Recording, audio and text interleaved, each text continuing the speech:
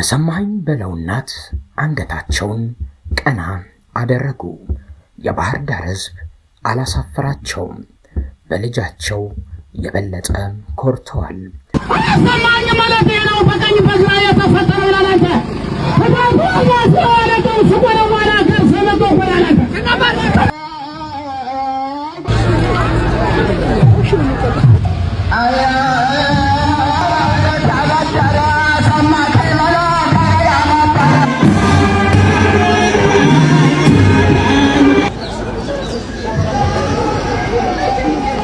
ስለ ድንግል ማርያም ብለን ማለዳለን።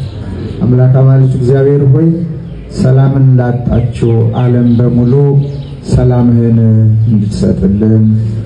አንበሳው ሰማኸኝ በለው በሀገሩ ተከብሯል። በባህር ዳር ኢትዮጵያ አይታው በማታውቀው ሁኔታ የሰማኸኝ በለው እናት አቀባበልና የሰማኸኝ በለው ሽኝት ተደርጓል። ወዳጅነትን የማይረሳው የሰው ውሃ ልክ አርቲስት አብርሃም ወልዴ ከአዲስ አበባ የሰማኸኝን እናት ይዞ ባህር ዳር ሄዷል። እናቱ የቀብሩ ዕለት ማን ሀገሬ ይመልሰኛል ልጄ እያሉ ነበር።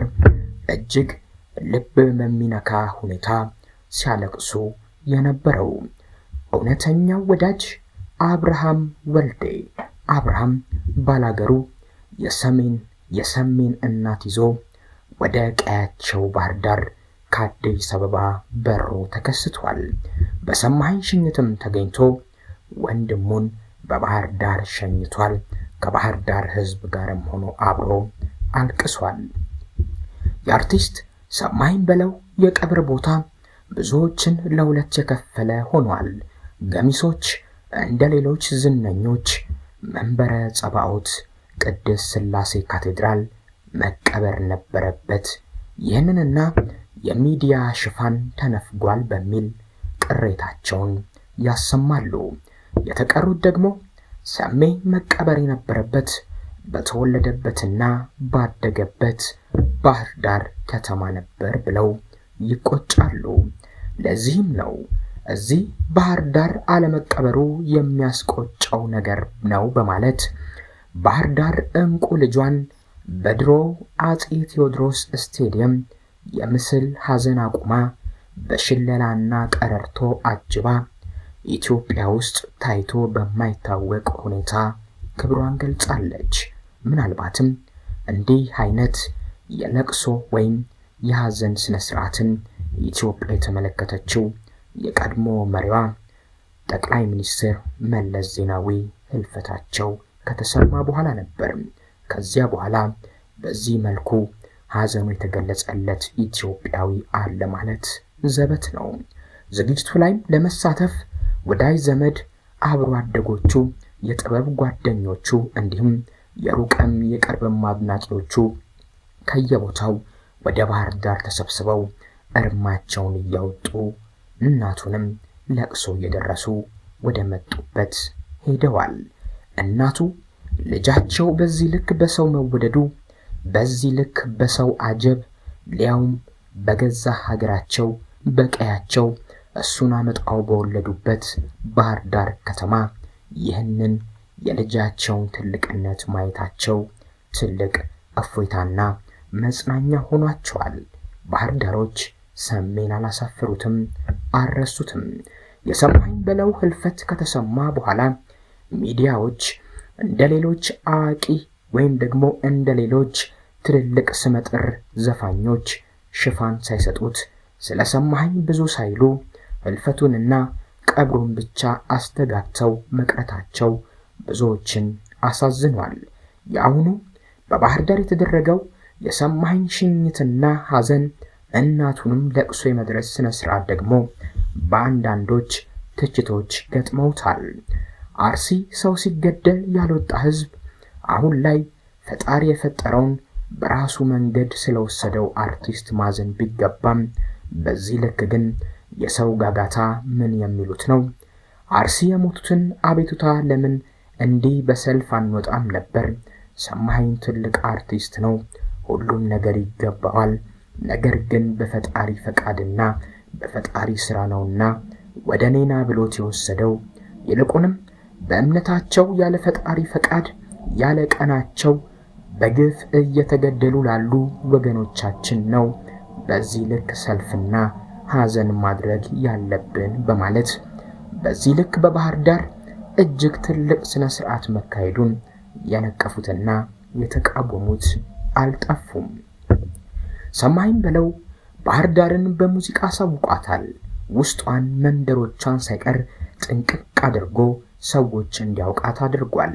ለዚህም ይመስላል ባህር ዳሮች ከልባቸው ያልወጣው እንደ ዙሪያሽ አብዩና ሌሎች ሙዚቀኞች ወይ አዲስ አበባ ወይ አራዳ ሆይ እያሉ ስለ አዲስ አበባ እየዘፈኑ አዲስ አበባን የማያውቃት ሁሉ የሚያውቃት እስኪመስለው ድረስ በሙዚቃዎቻቸው አዲስ አበባን አስተዋውቀዋል።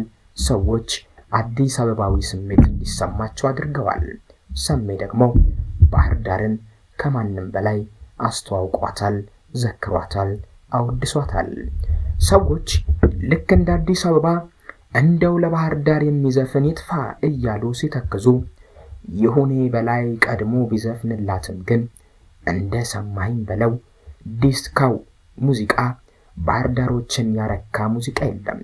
የድሮ ሰፈሮችን ጠበቅ አርጎ ስለሚጠራቸው ከባህር ዳር ርቀው ይሄዱ የባህር ዳር ልጆች እናትና አባታቸው ሳይቀሩ ኮተኒ የነገሌ ሰፈር፣ ኮንጎ ሰፈር የነገሊት መንደር እያሉ ሙዚቃውን ረስተውት እገሌ እኮ ባለፈው ሞተ፣ እገሊት እኮ ባለፈው የልጃቸውን ልጅ ዳረች፣ እነገሌ ቤት እኮ ዳግም እንደ አዲስ ተሰራ እየተባባሉ በሐሳብ ወደ ኋላ ተጉዘው ይዝናኑበታል።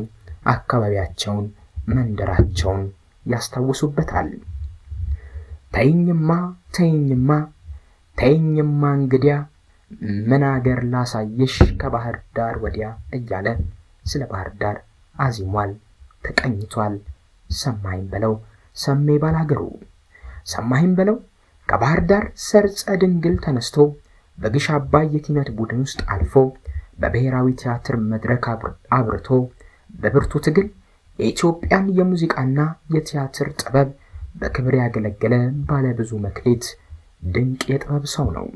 ባህር ዳርም ይህንን ልጇ ነው በህዝብ አጀባጅባ በሽለላ በቀረርቶ እንዲሁም በባህላዊ የሐዘን መግለጫ መንገድ ሳይቀር አደባባዩን ከጥግ እስከ ጥግ በሰው ሞልታ ሰሜ ባላገሩን የዘከረችው።